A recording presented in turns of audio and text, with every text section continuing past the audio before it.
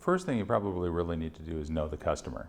In a 4 to 5 year product development cycle, we probably spend a good year on customer study.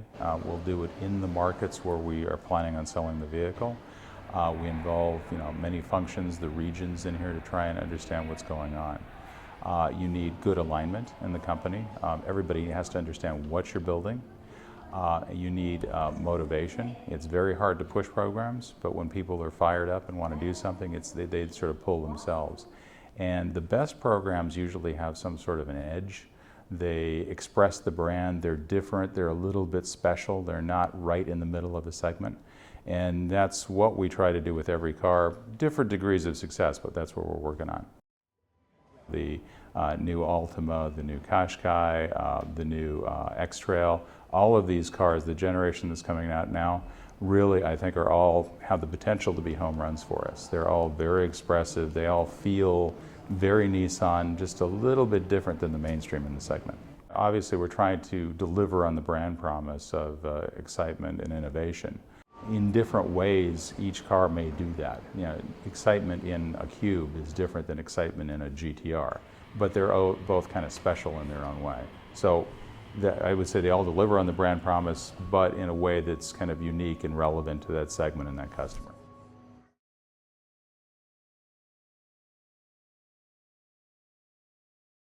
It really is about the depth of the customer understanding and the market understanding. You can understand it on a very superficial way with the physical attributes of a vehicle or the demographics of the customer. You really need to understand how they live, what they want to express, what the vehicle means to them.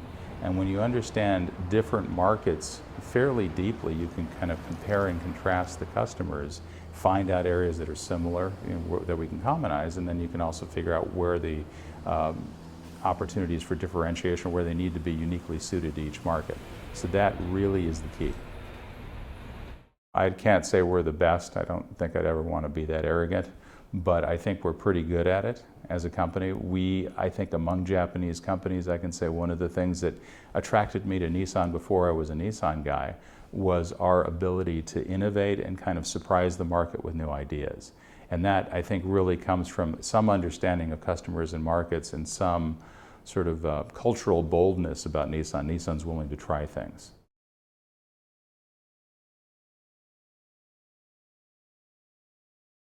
Well, there's kind of two aspects. One is just the amount of technology and the rate of change is driving increasing amounts of investment in each project.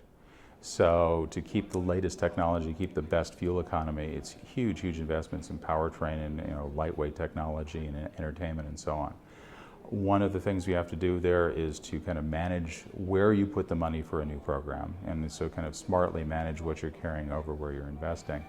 Another aspect could be consolidating your portfolio. So I don't have as many vehicles, but I'm investing in fewer vehicles, but doing more to keep fresh.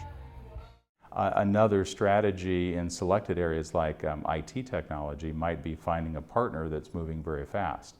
Auto industry maybe moves at a much slower rate than IT, so to really stay at the forefront there, you have to have the right partners helping you along and kind of describing a space that they can work in. So we're working on things like that.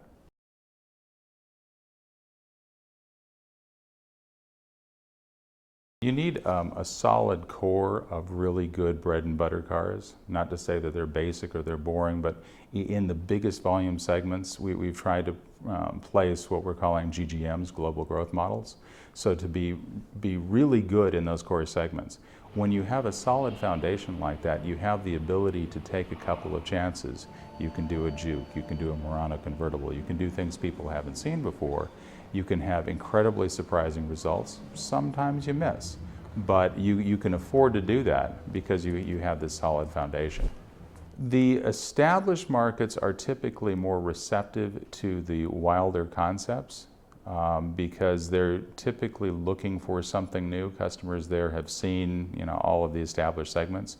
They may be on their second or third vehicle. So the change is useful. We're in maybe an emerging market. It's their first car. It's a symbol of accomplishment. They're maybe looking for a more traditional expression in a way that their peers can understand. So it's not to say that a Juke couldn't be a hit in an emerging market, but it's a different kind of a hit in a different position in the market.